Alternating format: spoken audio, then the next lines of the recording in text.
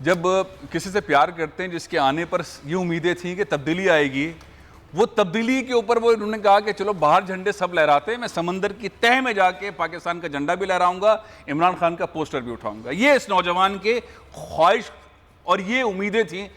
फैजान साहब, आज आपकी ख्वाहिश उम्मीदें कहाँ तक पहुँची, हुआ क्या है पिछले 15 माह में? औज़ुबिल्लाहि बिस्मिल्लाहिर्रहमानिर्रहीम। खान साहब के आने पे बेसिकली देखिए, मैंने उस वक्त भी एक स्टेटमेंट दिया था कि पाकिस्तान को पाकिस्तानी प्राइम मिनिस्टर मिल गया। आज से पहले पाकिस्तान को पाकिस्तानी प्राइम मिनिस्टर नहीं मिला।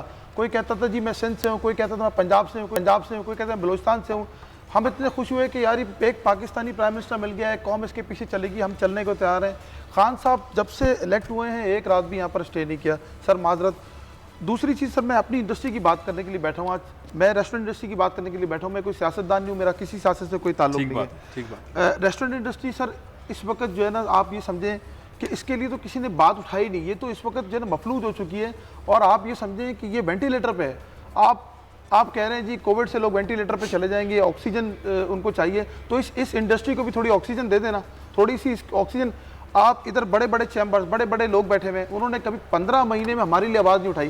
कहते हैं सेकंड लार्जेस्ट इंडस्ट्री है, थर्ड है, फोर्थ है। मैं सेकंड, थर्ड, फोर्थ इसको रैंक नहीं दूंगा। मैं इंडस्ट्री तो नहीं है हमारी, अब इसको सनत का दर्जा तो नहीं दिया। जी, मतलब इससे अलाइड इंडस्ट्रीज भी देना चाहिए। अलाइड इंडस्ट्रीज भी जुड़ी हुई है। कहते हैं ये जो हम लोग तो जो देखें सबसे ज़्यादा जो है ना, सबसे ज़्यादा रोज़गार हमारी इंडस्ट्री जनरेट कर रही है, हमारी इंडस्ट्री दे रही है।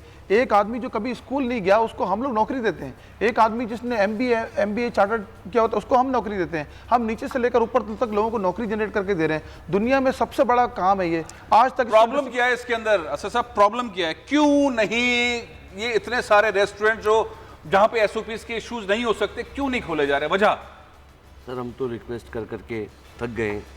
सरकारी मुख्तलिफ लोगों के पास जा रहे हैं, रिक्वेस्ट कर रहे हैं, रो रहे हैं, परेशान हैं। आप कभी आके हमारा हाल देखें, हमारे वेटर को आके देखें, हमारे वेटर के बच्चे को आके देखें, हम खुद को आके देखें। हम जितने लोग हैं आज कर्जदार हो गए सर।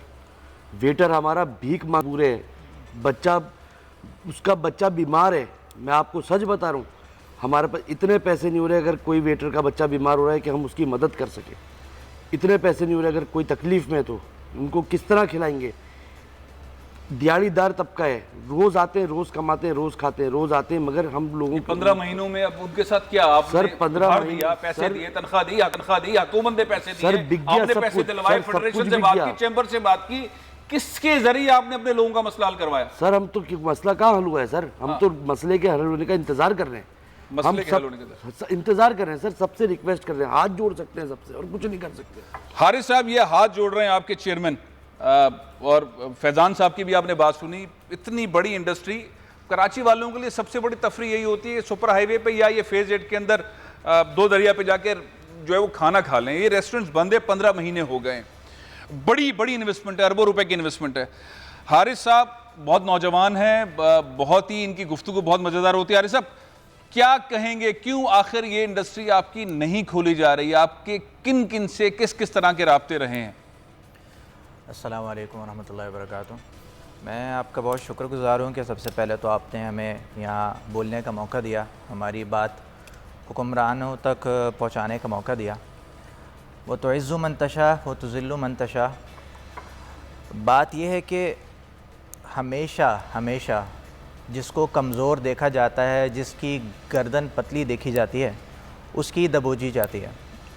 ये रेस्टोरेंट इंडस्ट्री वाले हम लोग शरीफ लोग, खाना खिलाने वाले, मेहमान नवाजी करने वाले लोग थे। किसी ने पूछा नहीं, हम इस इंतज़ार में बैठे रहे कि शायद हमारे रेस्टोरेंट्स की वजह से ये कोरोना फैल रहा है, और बार बार हलाल हमें ही किया गया। इस 15 महीने में लॉकडाउन खुलता था, बंद होता था, ताजिरों को टाइमिंग्स मिलते थे। देखिए हर इंडस्ट्री चल रही है, आप मोची, मकैनिक, कुछ भी आप मॉल्स देख लें, आप मार्ट्स देख लें, सबको SOPs के तहत अपना काम करने की इजाज़त है। हमें क्यों नहीं है भाई? हमारा कसूर क्या है इसके अंदर? अगर आप ये कह रहे हैं कि कोरोना बढ़ रहा है, पहली वेव आई, सेकंड वेव आई, थर्ड वेव आई, अब चौथी भी आएगी, पांचवी भी आएगी, तो जिस इंडस्ट्री को आपने खोला ही नहीं आज तक, आप उसके ऊपर इल्ज़ाम कैसे लगा सकते हो कि इनको बंद किया जाए, कोरोना फैल रहा है? आप बाकी इंडस्ट्रीज को बंद कर दें भाई, क्योंकि फैला तो हमारी वजह से है ही नहीं, हम तो बंद पड़े हुए हैं। और हमें इस चीज़ के बार बार हमें डिलीवरी, टेक अवे, हमें ये हर बार लॉलीपॉप दे दिया जाता है कि भाई आप ये चूसते रहें आप लोग, और आपको नेक्स्ट टाइम हम लोग कोशिश करेंगे खुल जाए खुल जाए खुल जाए। कब तक भाई?